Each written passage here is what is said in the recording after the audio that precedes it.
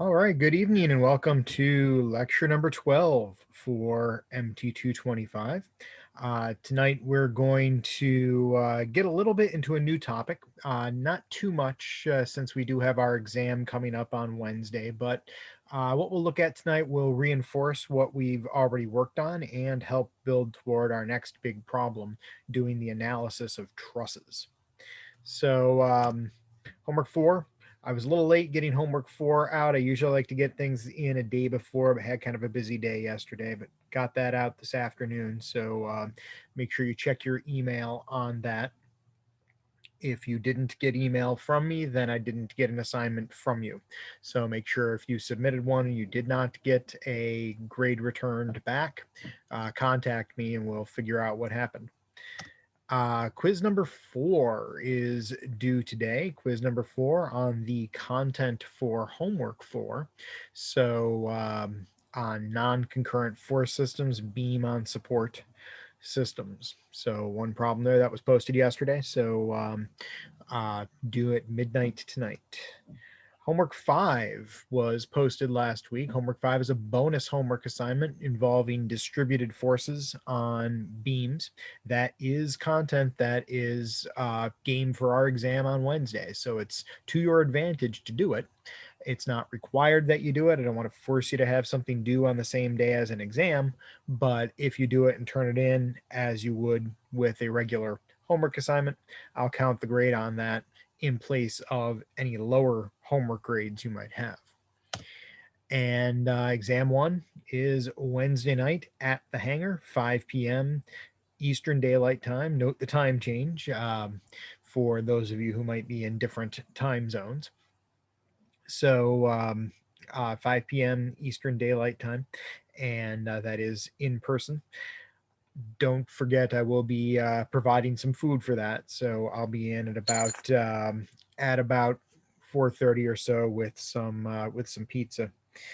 Um, the I will also be at the hangar tomorrow afternoon. If anyone wants any in-person time working on any of these problems last minute, I will be at the hangar at 4:30 tomorrow in the upstairs classroom. If you have any questions or problems or anything like that that you're working on for exam 1 or otherwise, meet me there and I'll be glad to work with you. I'll stay there as long as I need to.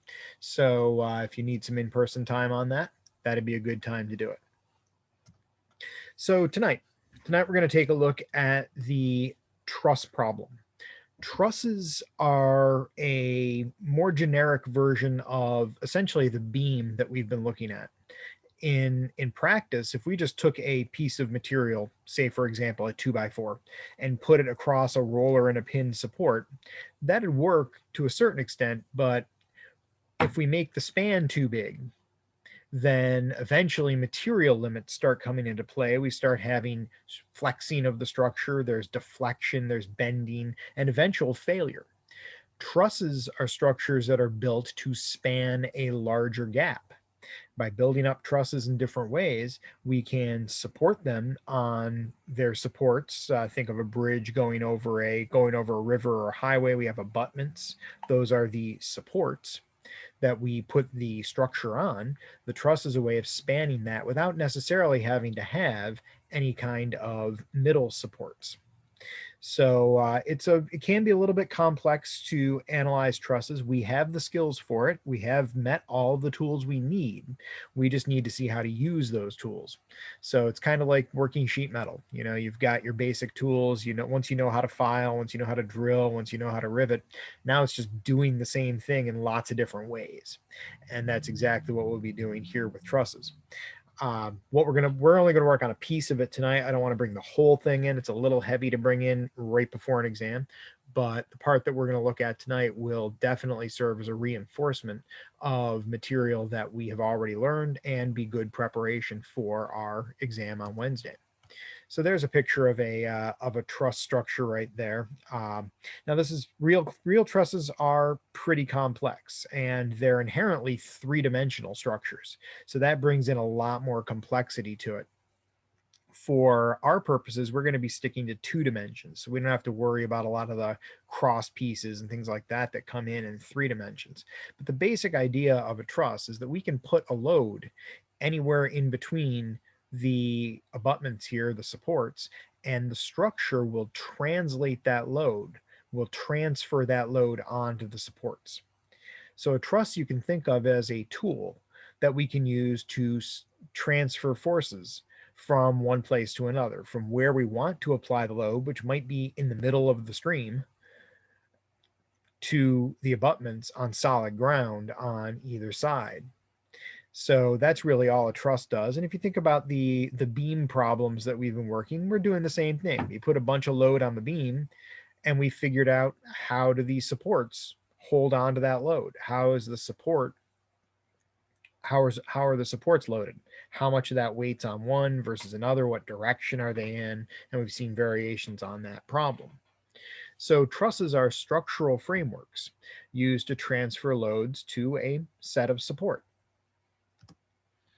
Now, in order to make a truss problem solvable in our class, which requires a little bit simpler mathematics at this first level in looking at these kinds of analyses, we have to make some assumptions. We have to make some assumptions to simplify things so that our math has a pretty good chance of modeling what's really going on.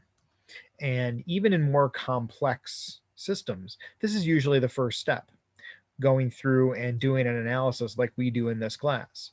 If we need any better results, then we usually go to a computer to repeat the solutions procedure to get better and better and more accurate solutions, taking into account more and more complex details. For our purposes, everything we're going to do is going to be in 2 dimensions. So we can only draw trusses on a page or on the board. They're not going to be 3 dimensional. So all of the pieces of the truss, what we call members, are going to lie in the same plane. All of the members are what we call 2-force members, meaning that the forces at the end are equal and opposite to each other. So if I were to draw here, for example, on my page here, a 2-force member. In a 2-force member, no matter how it's oriented on the page, it only connects at the ends. There are pins at the ends that connect that member to the other members in the truss. And those forces that are acting on those pins can either be pulling directly along the length of the beam, length of the member, or they could be pushing in. The forces at the end, the forces at these pins are always equal and opposite in direction. So if I've got 100 pounds of force over here pulling on this truss member, I've got to have 100 pounds over there. Think about that from equilibrium. In order for a truss to be in equilibrium, and all the truss problems we're going to look at will be in equilibrium, in order for a truss to be in equilibrium, every piece of it, every member must be in equilibrium too. And the only way this member could be in equilibrium if it's got 100 pounds pulling on one end is if there's 100 pounds pulling in the equal and opposite direction at the other end. Same with the forces pushing in.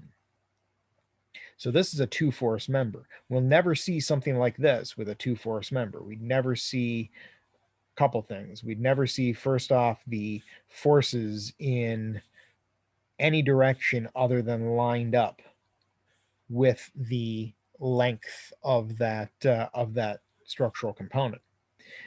So it always is along the line. That's a huge simplification, because if we know the direction, the angles, for example, of the members, we know the directions of the forces too. So we'll never see that. We'll also never see forces applied in the middle of the beam, whether that's a little bit off of the end or whether it's right in the middle. We never see forces applied on anywhere except the points or the pins at the ends of the members. So that helps to simplify things quite a bit. We will look at structures where we do this, where we will put forces at different points other than the pins at the ends of the beam and the ends of the member, but that's not a truss anymore. It's a different structure we call a frame, and we'll be looking at that in a couple weeks.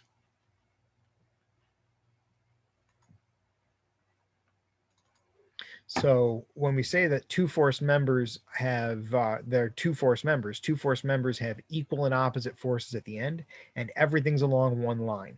They're collinear. Their lines of action lie on top of each other. So that's a huge simplification.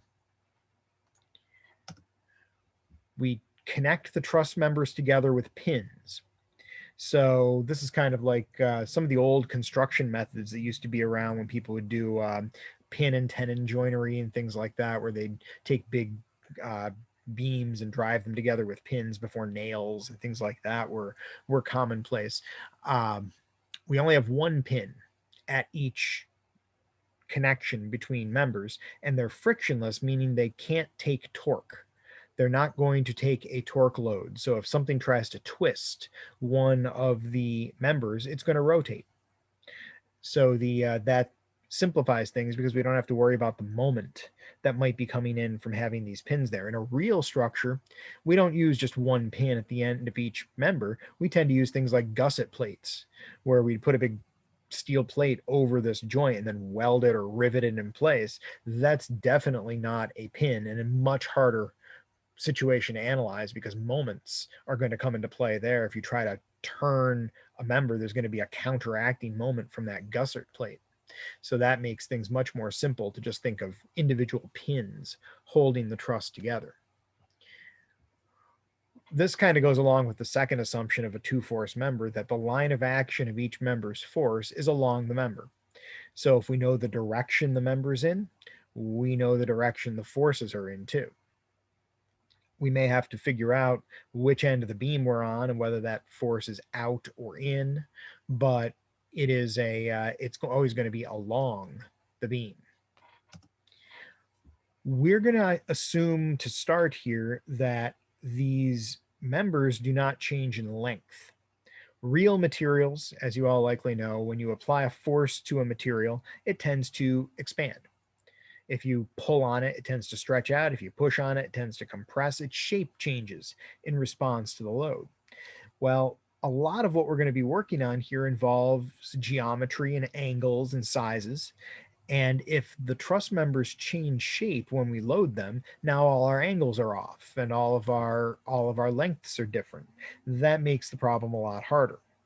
That's the second step in solving one of these in a realistic problem. The first pass at solving it is to assume there's no length change, no angle changes, the entire structure is rigid. We're going to assume our members here are made out of some fictitious material, perhaps unobtainium, that is infinitely rigid, so that no matter what force we put on it, it will never change shape. In reality, we'd take the results from calculating this rigid model, and then we'd plug it into a computer program that would figure out what the stretch and shrink of each member would be and how the angles change, and then redo the analysis based on that, trying to find a solution. That's a lot harder to do by hand. So we're limiting ourselves to what we can do by hand, and that means no change in length. And we also assume that and this is a pretty big assumption if you're looking at big trusses, no weight. So the truss doesn't have to support itself. All we're worried about are the applied loads or the external loads. We're not worried about what the beams weigh. Now, if you're talking about a bridge going across a river or a highway or something, or even something like a roof truss, those aren't light. We usually end up lifting roof trusses and such into place with cranes and all of that. It's not a light structure, but for our first pass at analysis, it's a lot easier to assume that the weights are small compared to the loads we put on them, and that's not an unreasonable assumption. The weights of a structure, if you look at a roof truss, you might be looking at a couple 100 pounds in structure, but you might have thousands of pounds of load on it. So as long as the loads that are applied are much greater than the weight of the truss, it's not going to be a big deal. It's not going to be too bad of an assumption. Now, our job in analyzing a truss is to figure out how much load each member carries. So a truss is made up of a whole bunch of members put together. We apply loads to it. Those members transfer the force from the points of application of the loads down to the supports. Each member is going to have some amount of force that it's holding, and each member is going to have a state of tension or compression. Tension is the state when the beam is pulled on, or when the member is pulled on. When the member is stretched out, it's in tension. When it's compressed, when it's pushed together, that's compression. In some cases, we'll actually have members unloaded, where we'll do our calculations and we'll find out, well, this particular member carries no load. And so it could be unloaded, but generally we're going to find the members in a truss are in tension or in compression. So every member is going to have two values associated with it: how much force it's carrying and whether it's in tension or compression. Essentially, it's the same idea of a vector. We've got to have two pieces of information. The directionality is essentially the tension or the compression. When a member's in tension, it experiences a stretching force and would tend to stretch out if the material allowed that. And in compression, we have a squeezing force. Figuring out tension and compression can be a little tricky. It's one of the reasons we're not going to cover that until next week, until after the exam's done. But tension and compression are going to be required pieces of information for each member. So the basic truss problem. The basic truss problem breaks down into using the geometry of the problem. So we've got sizes and shapes of the overall structure. We know how much span it has. We know where all the various members are. We might even know what the lengths of the individual members are. We use that geometry and what we apply to it, the external loads. So whether that's a truck going across the bridge or parked on the bridge, or whether it's a hoist that I've tied to a rafter in my garage trying to lift an engine out of a car, that's going to be an external load, something applied to the structure. And from that, we can determine the state of each member. The state involves how much force it carries and whether it's in tension or compression. So each member carries a load and is either in tension or compression. We use tables or force summary diagrams, or in some cases both, to communicate the state of each member. When we're done with the problem, just like with the beam on supports problems, drawing a diagram at the end with all your answers written in it can tend to communicate things very well, including directions and states, in this case, of tension and compression. How we do the analysis itself, and we'll be doing some examples here in a moment, but how we do the analysis itself is essentially a two major step process. There are lots of steps involved. And in fact, if there's one sort of complaint, I guess, about truss problems, is it's not that they're hard, they're tedious. If you have a large truss with lots of members, you're going to have to do essentially the same problem over and over again several times.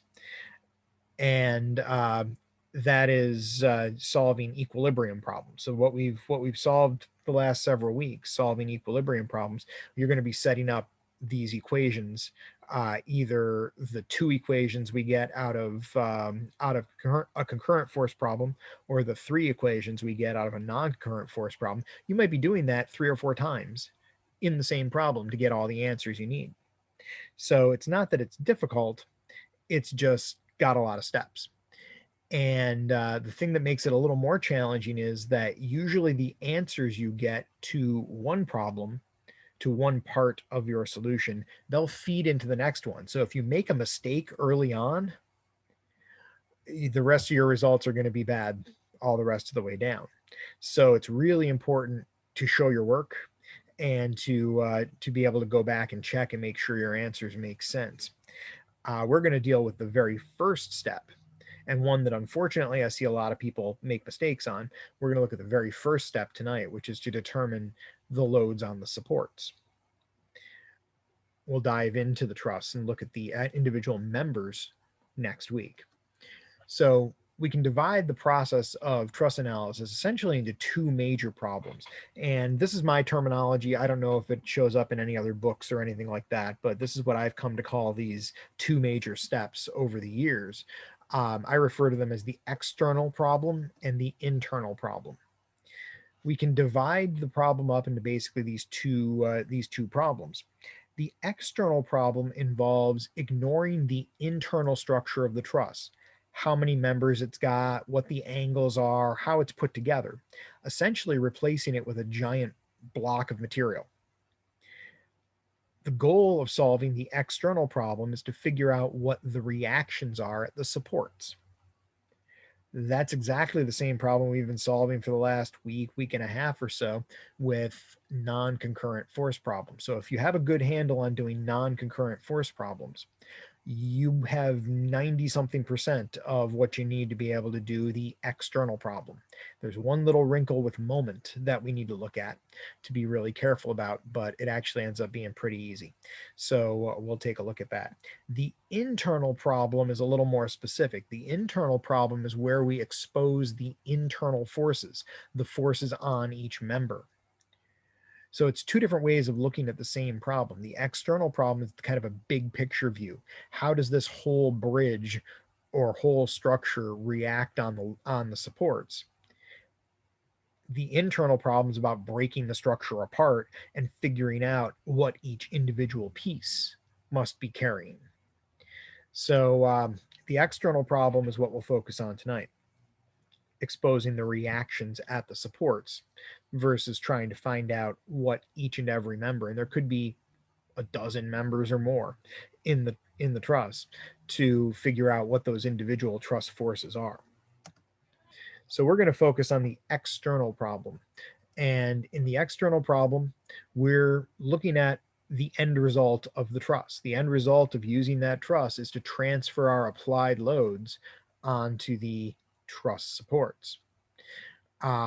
So we're looking at the external loads and how those are transferred onto the supports. We ignore the internal structure of the truss and we focus just on the external forces.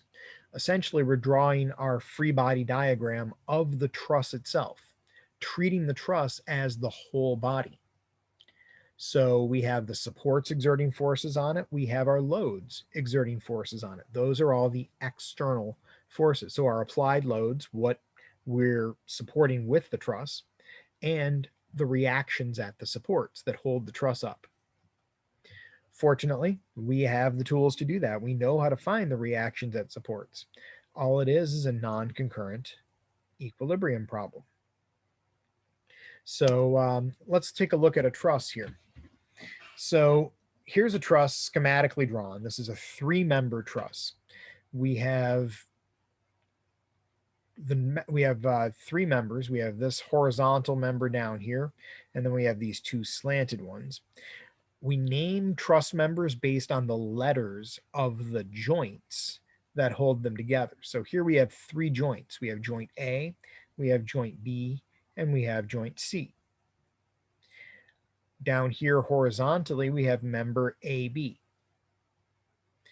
Then we have vertically member AC and member BC. It's also traditional to name, not required, but it is traditional, helps keep things organized, to name the truss members in alphabetical order. So although there's nothing necessarily wrong with calling this member BA, you might cause confusion if you call it BA versus AB, and it's already confusing enough. So let's try to minimize the amount of confusion we've got. So we'll name all the trusses in alphabetical order, all the truss members. So AB, BC, and AC.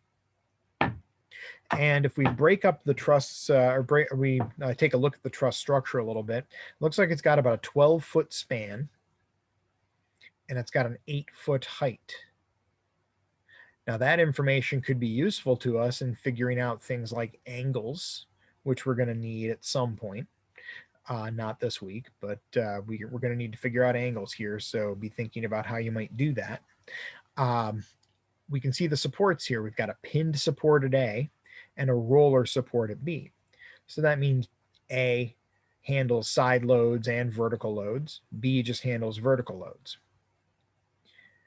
So that's how the typical truss problem is set up. Now, if we draw a free body diagram of this, let me copy that down here. But if we draw a free body diagram of this truss, we're going to start, I'm going to redraw here first the original picture without the geometry for now, just to keep it clear.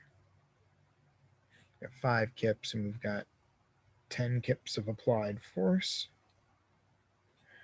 All right, so let's go over to the display. So here we've got A, B, and C. And I guess I will put some geometry in here. We had 4 feet, 8 feet,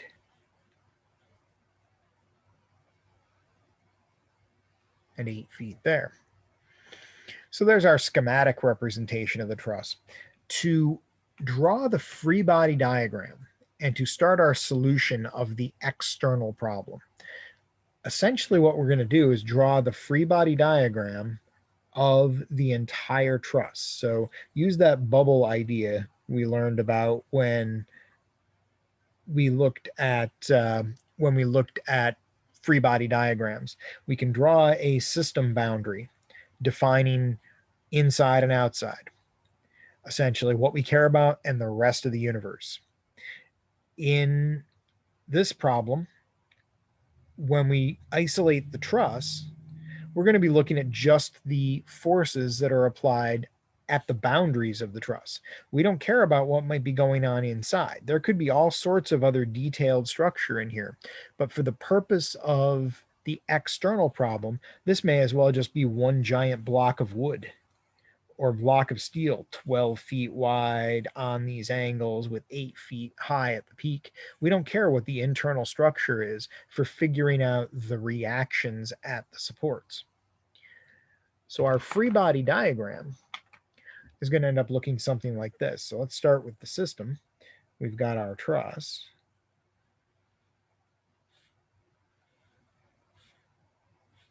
And we've got A, B, and C. We've got our applied forces. So we've got 10 kips there. We have 5 kips here. And then A is a pinned support. So we're going to replace the pinned support with the reactions a pinned support supplies, RAX and RAY. And at B, we had a roller. So we'll replace that with the reaction a roller supplies, RBY. So there's our free body diagram. Now, if you've been getting comfortable with beam problems, beam on support problems, this looks a little bit different, but it also looks really similar. We've got our supports here. If we just had AB there, it would look just like a beam problem. The only difference here is now we've got some vertical extent to it. In the beam problems, we always assumed the beam was very, very thin compared to the length. So we didn't have to worry about any effects of that. But in a truss, we can't do that. In a truss, we've got some vertical extent to it. Here we got 8 feet. That's a pretty good portion of the span. So we're going to have to take that into account. We'll see how that works in a moment. But if we follow along with our non-concurrent force procedure, after drawing the free body diagram and defining our coordinate system, we have to do our sums of forces. So let's do our sum of forces in the x direction. Sum of forces in the x direction, we just go through the truss and look for forces in the x direction. Well, I've got a positive RAX. I've got a positive 5 kips and nothing else in the x direction. That the 5 kips up here is 8 feet higher than where RAX is doesn't matter for the force equations. It's going to matter for the moment equations, and we're going to look at that here in a second. But for the force equations, it doesn't matter whether these two forces are in the same line or whether they are separated from each other on different ends of the truss. Doesn't make any difference. All that matters is this is in the x direction, and so is this. Let's do our sum of forces in the y direction. Well, in the y direction, we've got RAY up, so that's positive. We've got 10 kips down, so that's negative. And we've got RBY up, so positive there. Then we have the moment equation. The moment equation is where you're going to see the biggest difference between the beam on support problems, the simply supported beam problems, and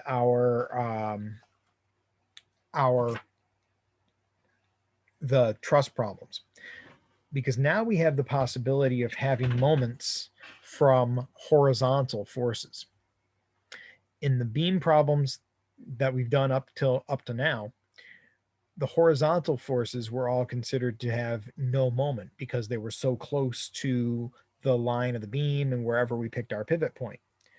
But here, if I pick A as my pivot point, that 5 kips is definitely going to have a moment.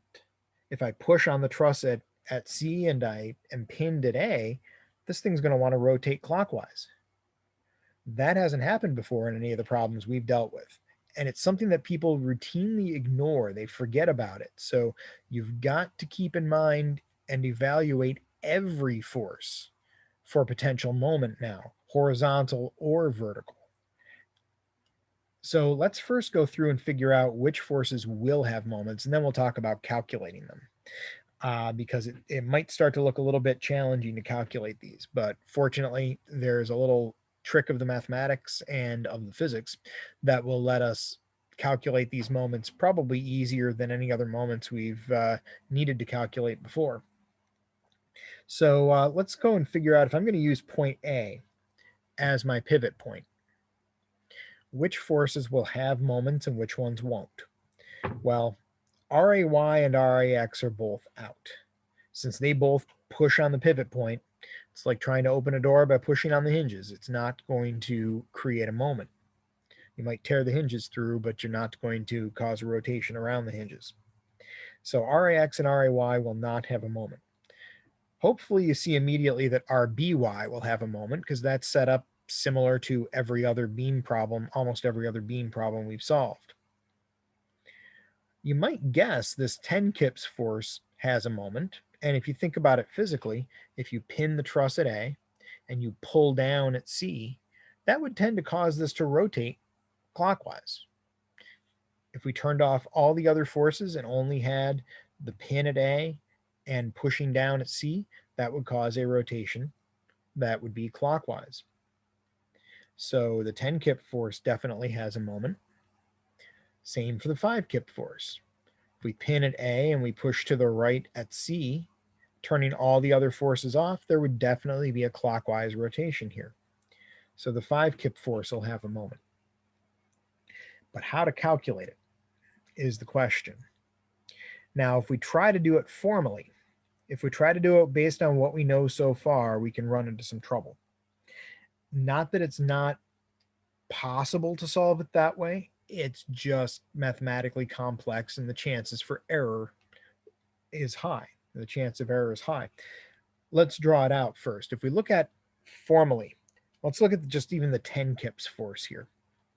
The 10 kips force, hopefully you can agree there's a moment there. How much moment looks a little bit strange, because we've learned so far the way we find moments is by looking at the pivot point, the line of action, and the distance between that pivot point and the point of application. So if we've got a pivot point, we've got our arm, the distance between the pivot point and the point of application, that's the arm. And then we have our force, and that force could be at different angles. And we'd have to find the perpendicular force to figure out the moment. The parallel component of the force doesn't help us. Well, let's draw that out here for this 10 kip force. For this 10 kip force, I've got my pin at A, Member AC goes up like this, and then I've got this 10 kips force right here. So to figure out moment by the way that we've learned how to do it so far, I would have to figure out two more pieces of information. I need the length of this member, which we don't have. We don't have the length of this member. We have the length of AB, and we have the height of C above AB. And we could use the Pythagorean theorem to figure out the length here, but we need that length because that's our arm. And then we need to do some trickery with angles and such to try to figure out what's the perpendicular force to figure out how much moment. So that would be our perpendicular force times the arm. Our moment is the arm times the perpendicular force. And that would work, but it sounds like a lot of effort. It sounds like a lot of work. Fortunately, there's an easier way. So let's see what that is here. So we'll skip ahead just a second, then we'll come back to the problem. So let's take a look at, take a moment on moments. So we generally find moments by multiplying a perpendicular force times the whole quantity of the arm.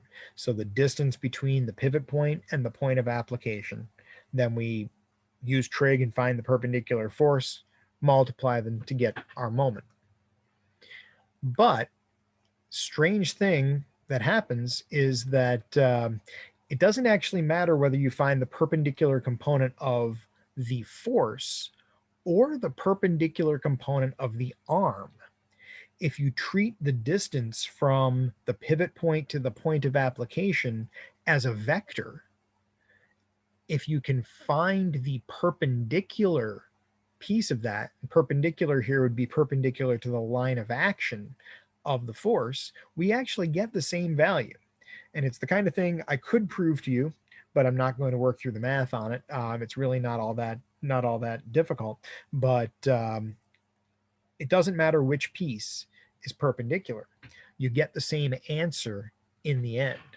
And so we've got a couple different ways to see that. If we go back to the picture right here, if we look at the line of action of this force, the perpendicular arm, a perp, the perpendicular arm is the distance between the pivot point and the line of action of the force at 90 degrees. If you think of this force vector, the whole 10 kips, as kind of being an arrow, if you fired that arrow off in the direction of the pivot point, but along its line of action, a perpendicular is the closest approach to the pivot point. It's the closest that arrow would ever get to the pivot point. And a lot of times we can read that right off the geometry of the problem. No sines, no cosines, no Pythagorean theorem, nothing we have to do that's extra. We just have to read it off the drawing.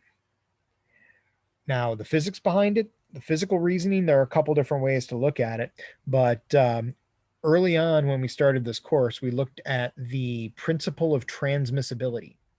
It's a theorem in physics that says that you can put a force anywhere along its line of action, and the physics isn't really going to care about it. The answers are going to stay the same. So the moment caused by having our 10 kip force up here at C is going to be the same as having that 10 kip force down here perpendicular to this or along its line of action until we have this shortest distance from the pivot point. The moment's going to be exactly the same. In fact, I used to use this because this does work, and once you believe that it works, it's and can physically prove that it works, you learn to trust it. I used to use this to, at least early on when I first started using man lifts, to convince myself that the man lift would not tip over with me on it. What I would do is I would if that's um, the base of the man lift, and if I put it horizontal and I sat myself in here like that, and I jump up and down a couple feet off the ground and this thing doesn't fall, then I know that when I'm up here and I'm doing the same thing, it's not going to fall over because it's got the same moment, whether the arm here is horizontal or whether I'm in over the same physical position, I'm still causing the same amount of moment that would try to tip this thing over. That's how I made myself feel safer about going up there, because I really don't like necessarily being up on top of a tail or anything like that. But at least that gave me peace of mind. So trust in the physics. The physics does work. So whether our 10 kips is applied way up here or we translate it down to where it's easy to measure the arm without taking sines and cosines, we get exactly the same moment. So let's see what that means up here in our problem. Well, if we look at our 10 kip force here, if we draw this 10 kip force down, the closest it's ever going to get to A is 4 feet. So that means the moment that's caused by this 10 kip force, even though it's really at C, it only has an arm of 4 feet. And if we went through and worked out all the angles, in the end of the calculation, we'd end up figuring out that with the angles involved, the length would end up being 4 feet. So we're going to see 40 kip feet out of this. So to find the moments, all we have to do is imagine that force like an arrow shooting along its line of action, figure out what the distance of closest approach is, that's our arm, and multiply the two. They're at 90-degree angles, so we just multiply them. No trig. So in our sum of moments equation here, we can see how that works here. So let's take our moments about point A. Well, let's do RB first here.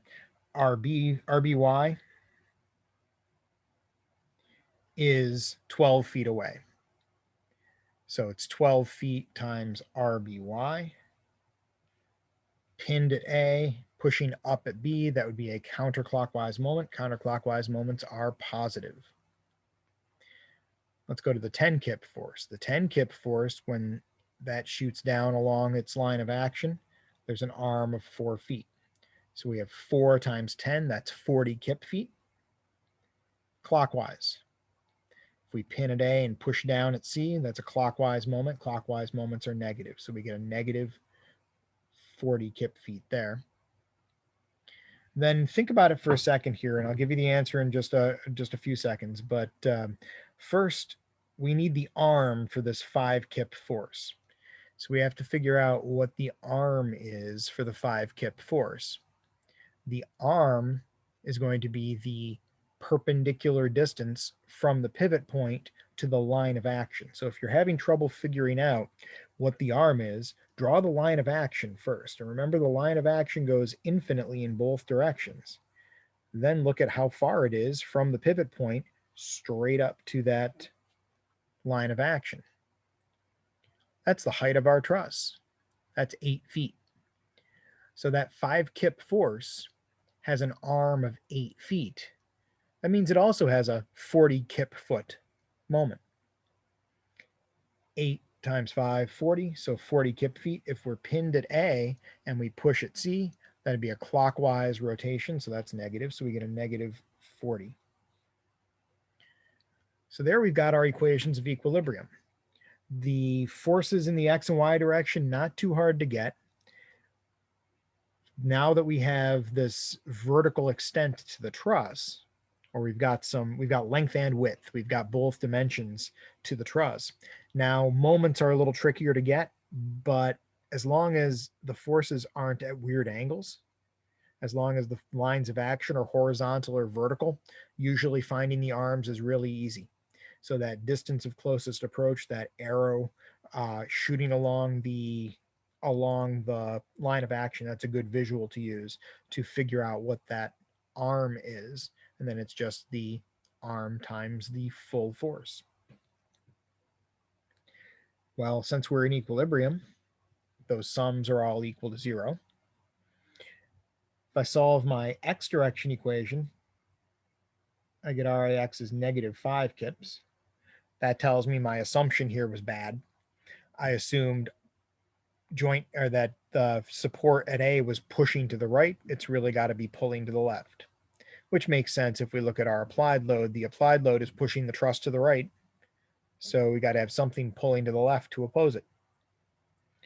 The y direction equation we can't quite solve yet, but the moment equation we can. And if we simplify that down a little bit, we have 12 RBY equals 80. And if we divide that out,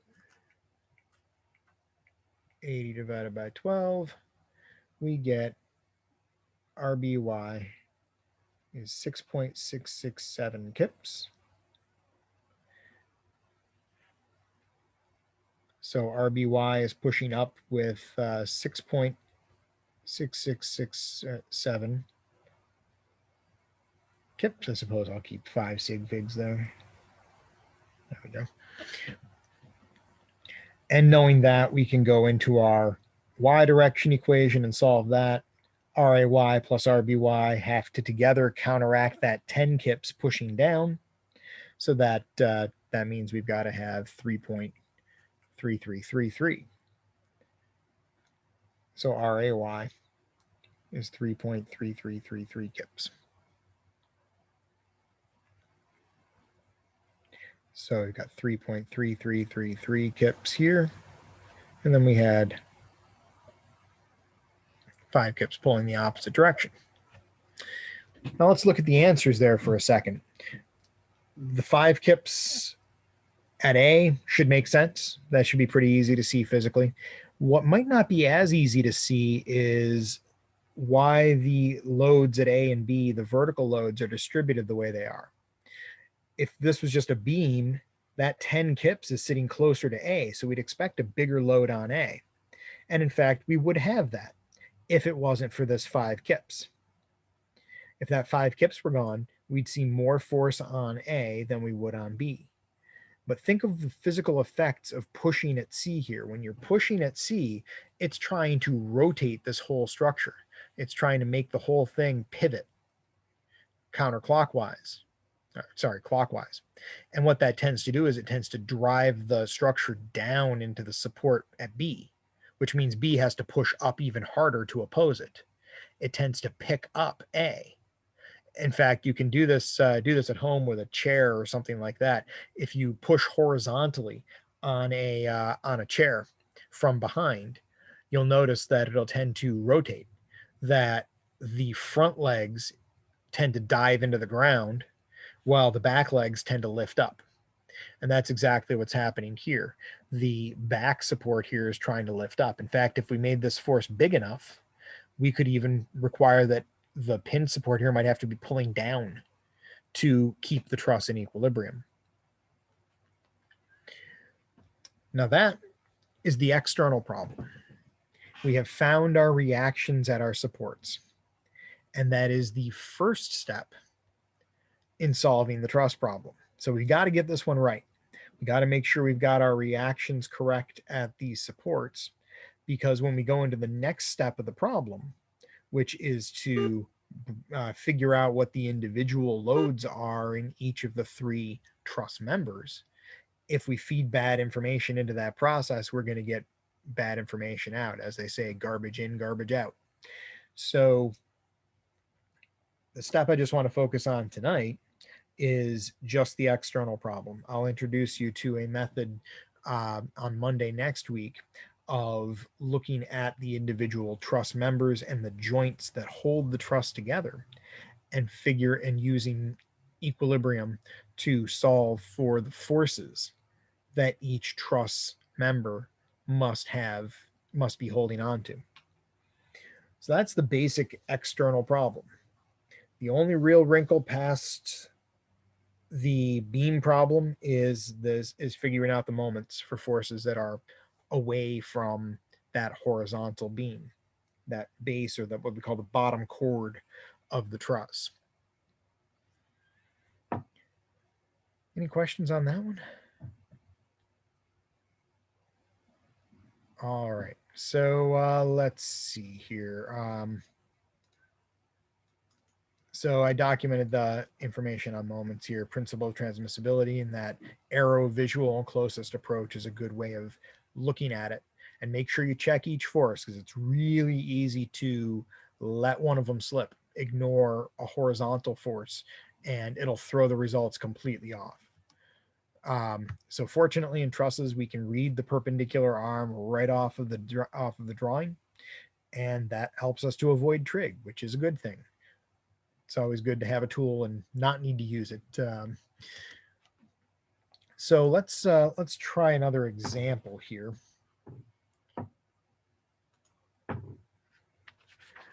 So let me draw a different truss here, and we'll look at an example of how we can find the reactions at the supports. So we'll do a box beam, which looks something like this. There we go. We'll put a pin support here. Maybe I'll make it a cantilevered box beam.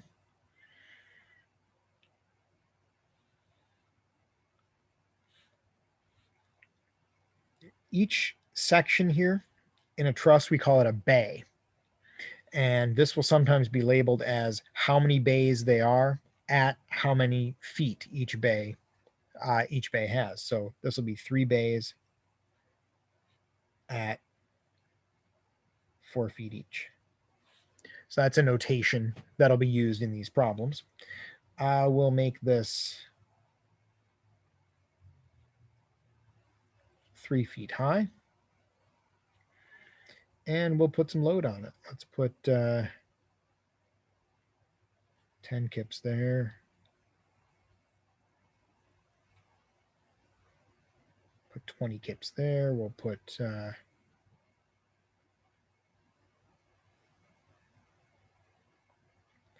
4 kips there. And let's see, we'll put 5 kips there. There we go. We'll get on screen. And we'll just, for now, we'll just label these. Typically, we label this with letters each joint. So it'd be A, B, C, D, E, F, G, and H. So we've got our supports at A and C. And so we want to find out what the reactions are at the supports. We want to solve the external problem. And when we solve the external problem, we really don't care about the internal structure of the truss. This is mostly open space.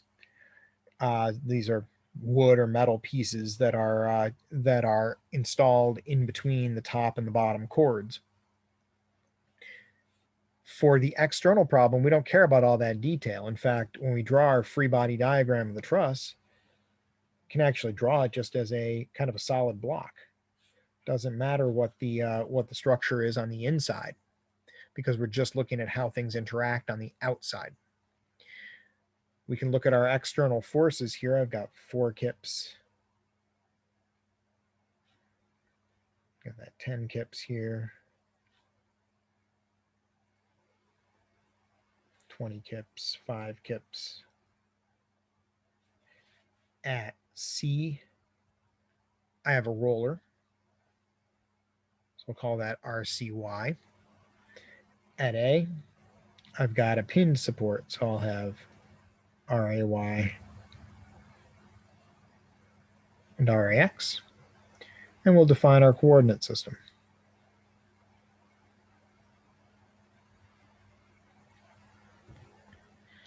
So there's the free body diagram. Make sure I've caught all the forces. I had 4 external forces there plus my 2 supports. Yep. So we got everything there. And often in truss problems, it's useful to have the free body diagram right next to the physical drawing so that you don't have to redraw all the geometry. You just reference the original drawing. It keeps things from getting cluttered. So let's do our equations of equilibrium. Sum of forces in the x direction. Well, take a minute, or take a second or two, and come up on your own with the x direction equation, and I'll write it down.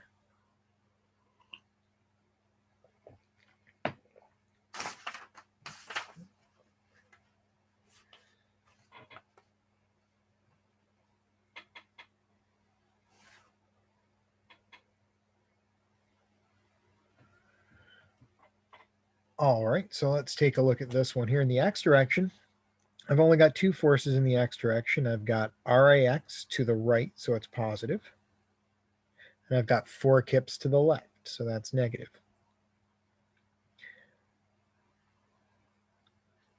For the y direction, well, I've got a bunch of stuff in the y direction. I've got RAY up, got 10 kips down, I've got 20 kips down, I've got RCY up, and 5 kips down.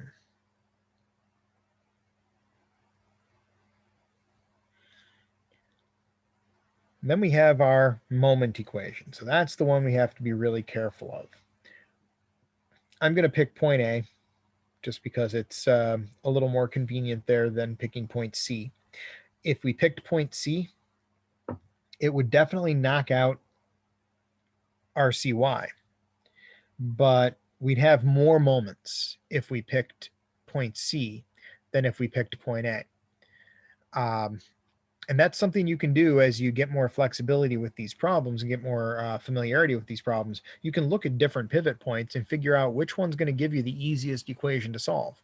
I wouldn't spend a huge amount of time on that unless you're getting complex equations that maybe are too difficult to solve with too many unknowns or something like that. But it's worth a glance to say, well, over here, I think I'm going to eliminate more forces than over here. There are more forces with lines of action going through A than going through C.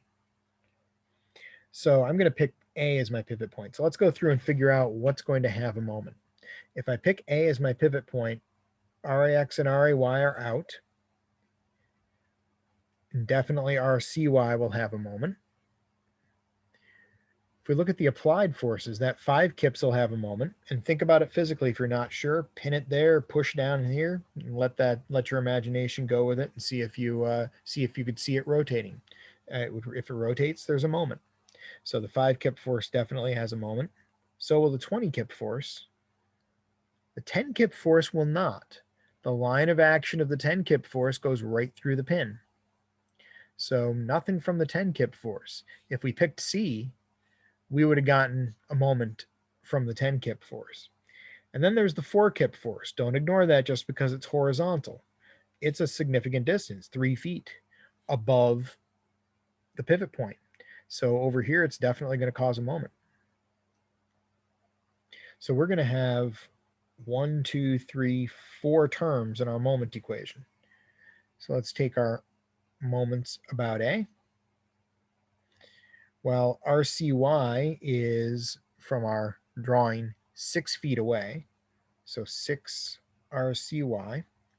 For pinning at A and pushing up at C, that would be a counterclockwise moment, so it's positive.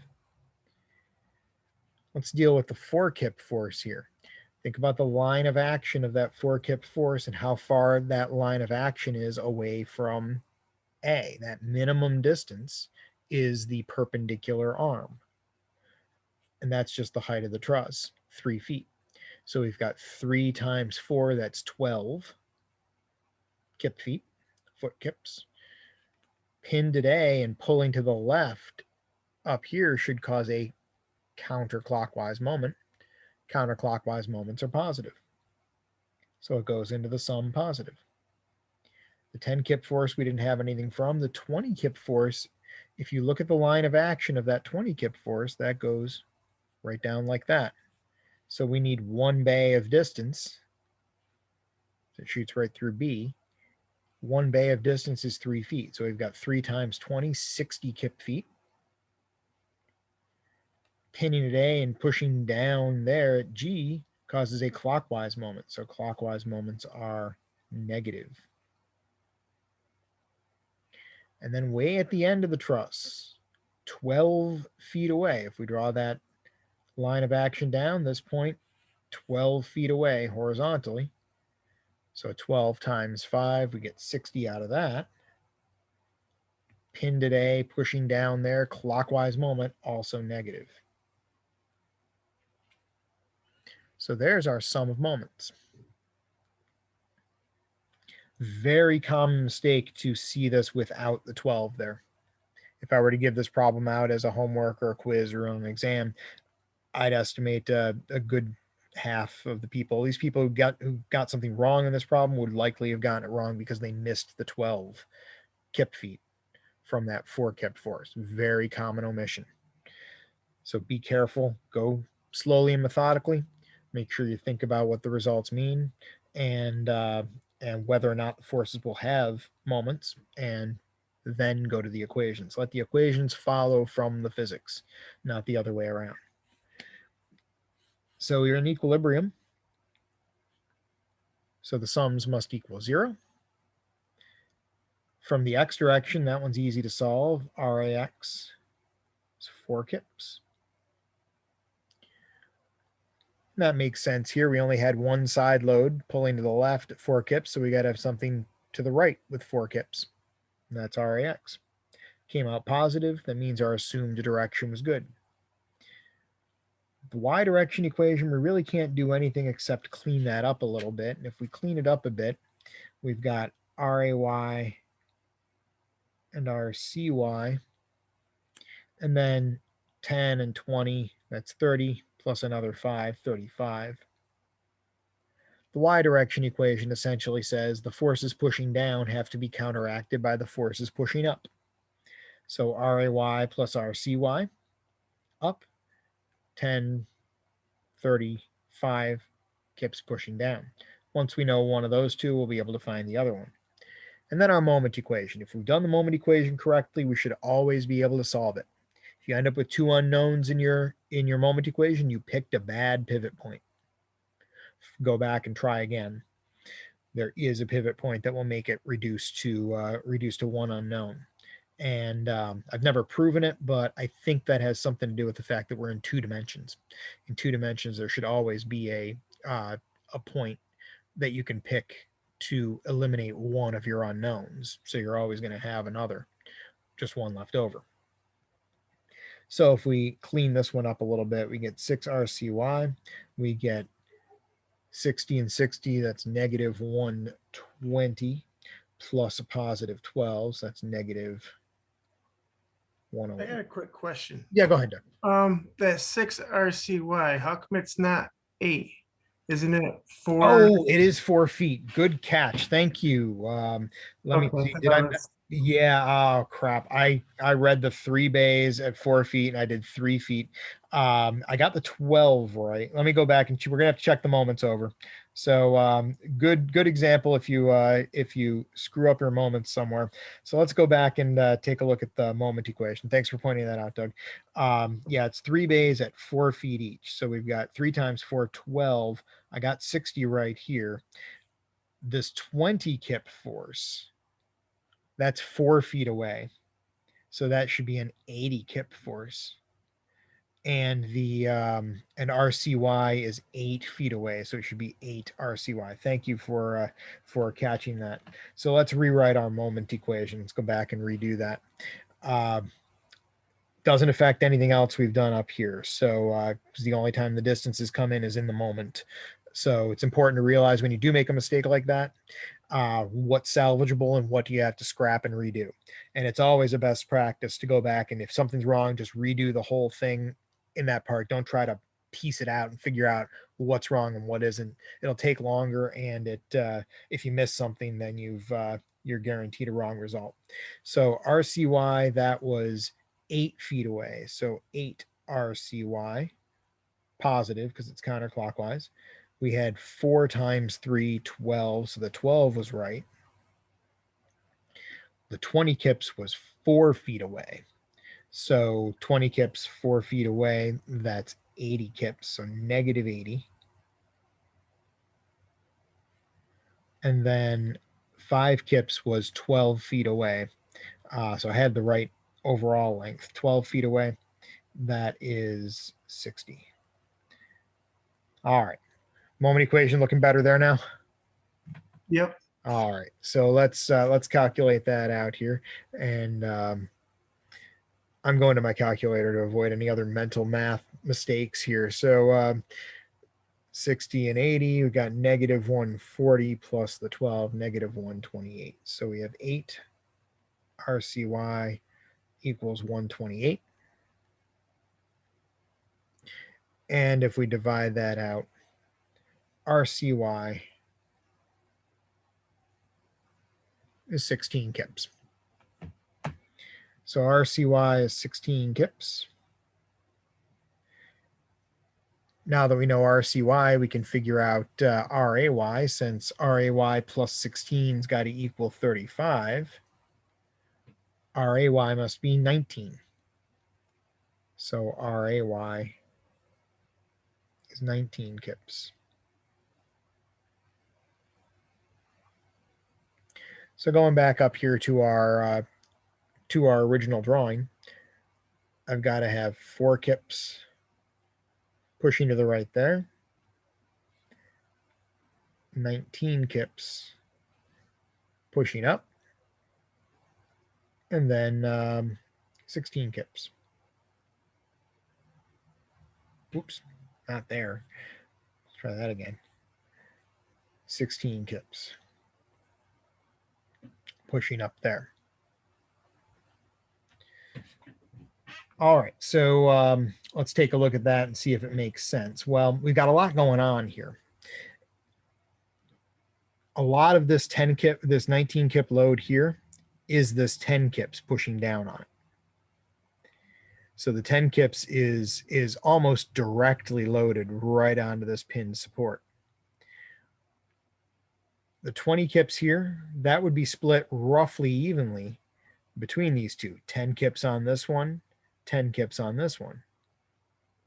The 5 kips, there'd be a good bit of that on support C, but because of the fact that it's cantilevered, it's actually picking up on A a little bit. That's why A is less than 20 pounds or 20 kips. The 4 kips pulling to the left is kind of counteracting that a little bit. It's counteracting the torque here from the 5 kips. So we got 5 kips with a much bigger arm than the 4 kips here with respect to A. So it's not a complete win. I just lessens it a little bit. But that would be what is dropping the load here a little, is that's pulling to the left. It has a tendency to make A loaded a little more and C loaded a little less as it tries to rotate the whole structure. So it can be useful to go back and kind of reason out whether or not your answers make sense. It might not be possible if you've got lots and lots of loads on it, but in simpler ones, you can kind of see what the distribution should look like and at least be able to reason out what your answers should look like. Any questions on that one? Nope. All right. Well, let's see here. We are just about out of time for our lecture component. So let's go back to the notes here for a second. So next time, exam 1. Exam 1 at the hangar, 5 p.m. We'll probably be in the corner classroom, in the one with the wraparound windows. We'll do the exam in there, so the power plant classroom. And that'll be the exam next time.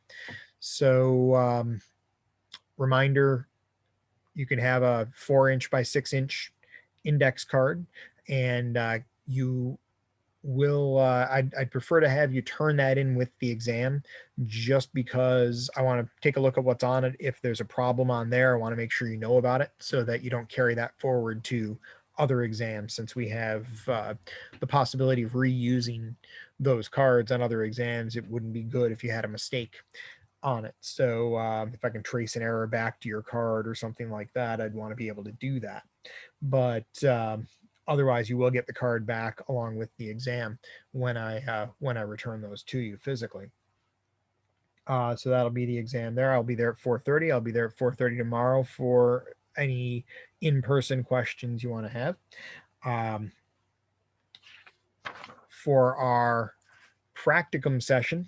I'll probably put one problem up here along the same kind of lines of what we worked on tonight, just to get a little bit better feel for finding those reaction forces and solving that external problem. But we'll be back with that in after a short break. So about 10 minutes or so, we'll come back and take a look at one more problem.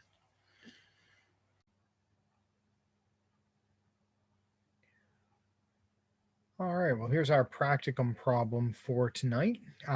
Here we've got a truss mounted up to a wall. And maybe this is some sort of crane or something like that, lifting up a heavy load, 20 kilonewtons or so, 5 meters away from the wall, while the distance between the supports is 8 meters.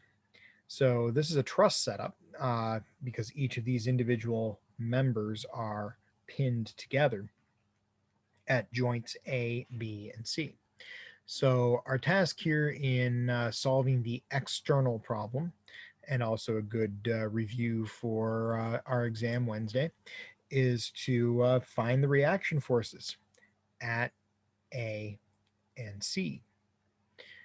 So take a few minutes. I'll pause the recording, and we'll come back in a few minutes with a solution. All right, so let's take a look. So the first step is to draw a free body diagram of the truss, and I'm going to try to fit this in on the same page.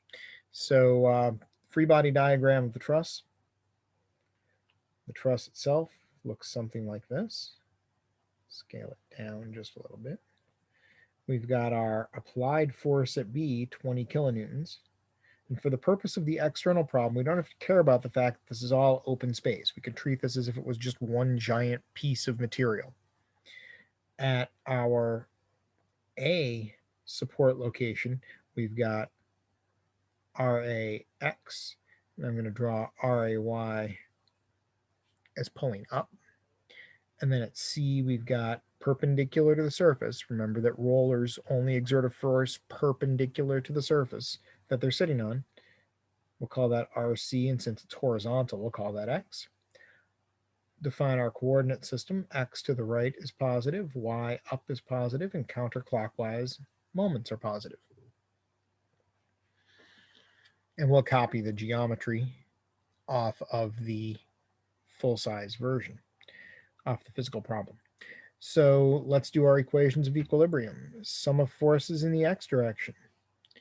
Well, the only forces we have in the X direction are RAX and RCX.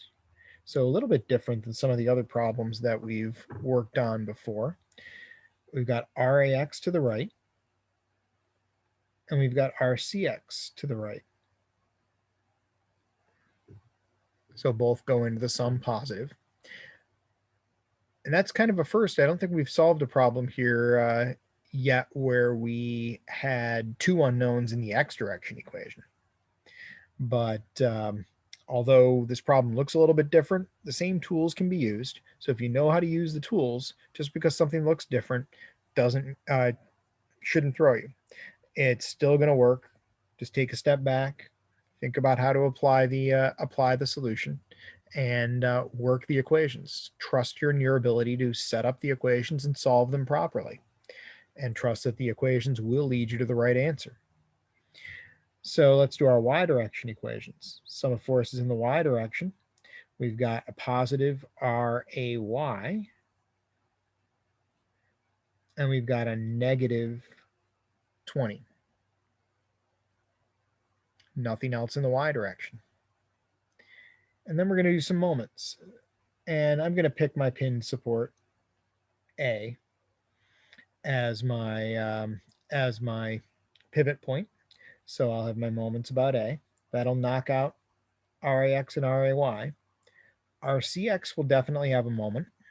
It's got an arm. Its line of action is some distance away from A.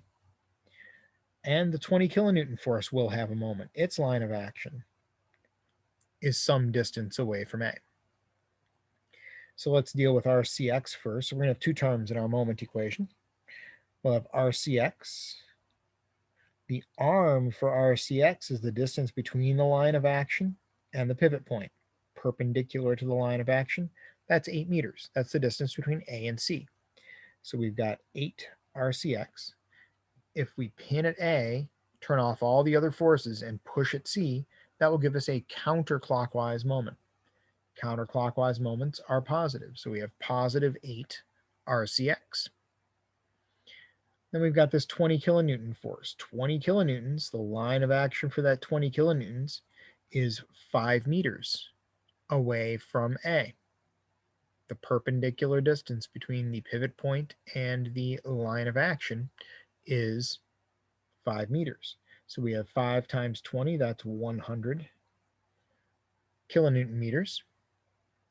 If we pin at A and pull down here at B, that'll give us a clockwise moment.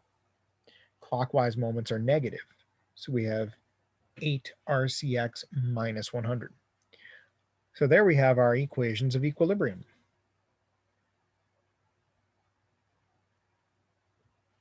Since we're in equilibrium, sums must be 0.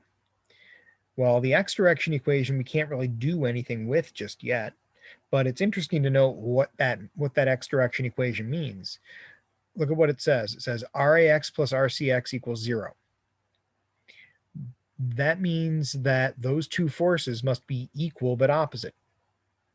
Anytime two things add up to 0 means that they're equal and opposite. Positive 3 and negative 3 add up to 0. So we should expect RAX and RCX are going to be opposites. So that means I've drawn one of these arrows wrong. Which one? We don't know yet. But they can't both be in the same direction. They have to be opposite directions, since they can't add up to 0 otherwise. Now, RAY, that one we can solve pretty easily. And RAY is 20 kips, or 20 kilonewtons, excuse me. And that kind of makes sense here. This is sort of the equivalent when you rotate everything to a vertical problem instead of a horizontal one, a horizontally supported one. What is usually true for X is now true for Y and vice versa. So the Y direction equation here just says, well, we've got 20 kilonewtons pulling down. We got to have something pulling back up. And the only thing pulling up is RAY. So RAY must equal 20 kilonewtons. That it came out positive means I assumed my direction was correct. The direction I assumed was correct. So I get 20 kilonewtons exactly. That doesn't help me with anything else, though. I've got to go to the moment equation to get RCX. So let's solve that one. 8 RCX equals 100. Divide both sides by 8. And RCX is going to be 12.5. So 12.5 kilonewtons. Now that came out positive, which means RCX is the one that I've got assumed correctly. RCX is pushing to the right. And physically that makes sense here. If you think about what kind of load would be on this roller at C, if you're pulling down here, that moment is trying to rotate this whole thing clockwise, which means it's trying to squish C. It's trying to squish that roller in between the wall and the truss. So C's got to push hard in the other direction. And it has to push with 12.9 kilonewtons of force. So while RAY was right there, 20 kilonewtons up, RCX is 12.5 kilonewtons to the right. Now, when we go and plug that into our x direction equation, we have RAX plus 12.5 equals 0. Well, what do you add to 12.5 to get 0? Negative 12.5. So RAX is negative 12.5 kilonewtons, which means it's not to the right, it's to the left. So it's 12.5 kilonewtons to the left. And if you think about it, the physical argument for that is if you are pulling down here at B, this may be causing C to dig in to try to push toward the wall, but it's trying to pull A away from the wall. It's trying to essentially lever or pry A off of the wall. So A has got to react by pulling in the opposite direction to cancel it out. So RAX is to the left. So doing our summary here, we've got RAX is 12.5 kilonewtons to the left. It's already 3 sig figs, so I don't have to do anything about that since our problem said here to write our answers to 3 sig figs. I didn't have to do any rounding. So RAY, that one I'll have to add in a 0 here, 20.0 kilonewtons. And that's up. And then RCX is 12.5 kilonewtons to the right. So there we go. There's our practicum problem. Good luck studying for your exam on Wednesday, and I'll see you Wednesday night.